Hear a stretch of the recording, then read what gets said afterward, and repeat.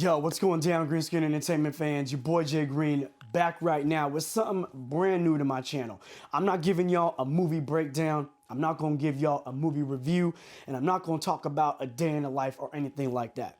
Right now, all you're going to get from me is unfiltered thoughts, opinions, stories, shenanigans, all of that shit. It's gonna be very explicit, so get your kids up out the room. It's gonna be very raw and unfiltered, so I don't wanna hear your shit about the camera going in and out of focus or the sound cutting off or sounding all muffled up. This is just rawness, you dig?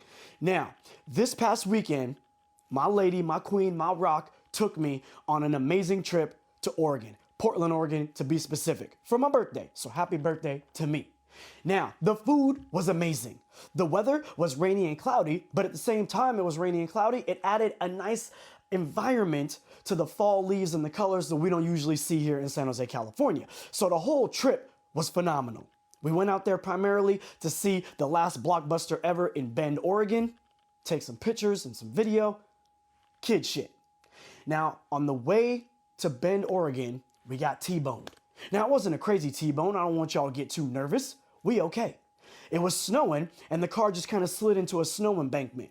But what was interesting about that event is that when we got T-boned, there was a lady in the passenger and her husband in the driver's seat. It was their fault. Clearly, we was T-boned. This lady hops out the car, hollering at my girl, talking about, what the hell? I'm gonna need your license, and I'm gonna need your registration, and I need your goddamn insurance card. ASAP, Rocky, give it to me. And I'm thinking to myself, whoa, bitch.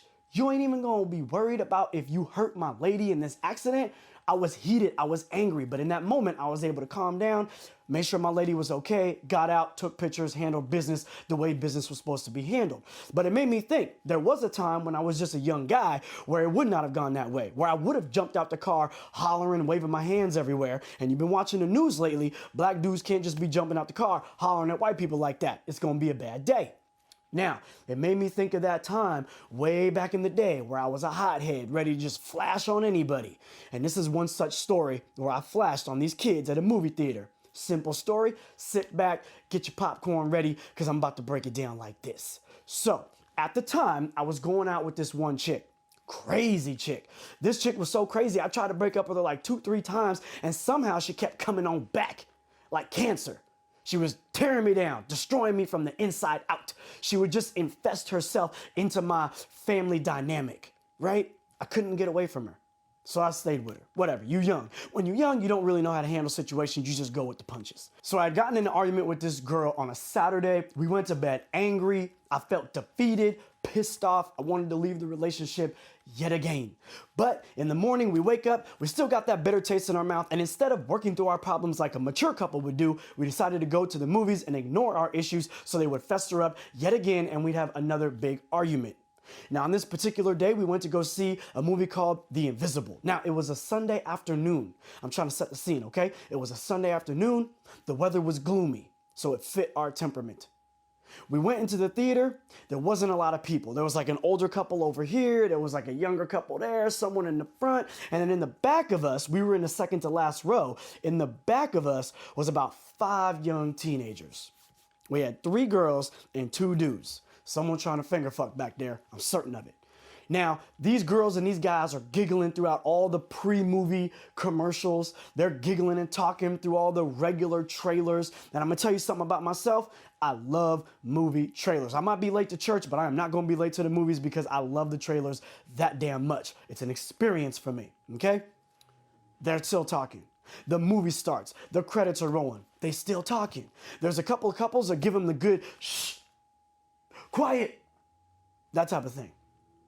Old guy over here looked at him and said, all right now, you better calm down. Stuff like that.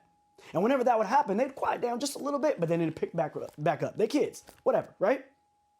Now the movie's really getting into it. We're really trying to understand what's going on with the characters in the film. You know how I am. And they're still talking.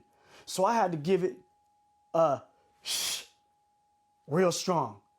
I heard some little girl giggle. And then I said, hey, shut the fuck up. I wasn't playing around. I'm trying to watch my movie. I done paid for this shit. I don't want to talk to this broad over here. I'm trying to focus. Now, once I said, shh, shut the fuck up, I heard a little giggle. A little giggle like this. And all of a sudden, I seen a popcorn kernel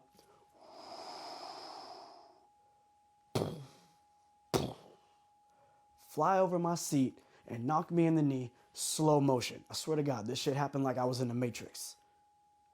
I felt my blood boil from the inside. From my soul, my blood was boiling. I squeezed my ex's hand. I said, "Ah!" Ooh, I was turning into the Hulk right now, boy. Yeah. And I threw it down. Bah! I threw it down. My hands were sweaty. My forehead was greasy. I stood up. I stood up like this. I leaned on the back seat. I looked dead in their face. I said, "Now who the fuck threw that shit?" And they was like, "Gah!" Now you gotta understand, I was in the gym every day. I'm talking about 7 days a week, hitting it hard. I was young and in my prime, the time when you don't even need no goddamn recovery days. You feel me?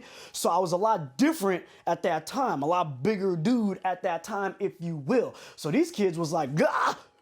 What's about to happen?" The young lads, they didn't say anything. These dudes didn't say shit. They just looked right down.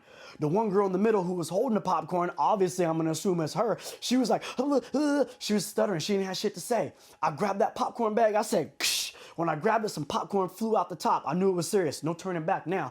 I took that popcorn bag and I said, boom, threw it on the back wall over their heads, splattered everywhere. And I said, "Now shut the fuck up." And I did this shit. You know it's serious when you point your hand, it's like kind of to the side. I said, "Now shut the fuck up." And they didn't say shit. I turned around right quick, hot, still heated, armpits all moist, sat down, grabbed my girl's hand up, squeezed that bitch like, ah. And I proceeded to watch the fucking movie. And I started to calm down, and I looked over to the side, over here at my old dude with the glasses and the walrus mustache, you know, Wilford Brimley, and he gave me one of these. You know, old people, when they approve of some shit, they be like, like this. So I knew I was cool. Ate the rest of that popcorn, watched the rest of that movie. And that was the time when your homie flashed. Now, if I had taken that same energy, the moral of the story is this. If I had taken that same energy to the chick on the road, might have been a whole different outcome in 2020. You feel what I'm saying? So in the end of the day, I'm not telling you not to flash. I'm just saying pick your battles. Hey, yo, I'm out.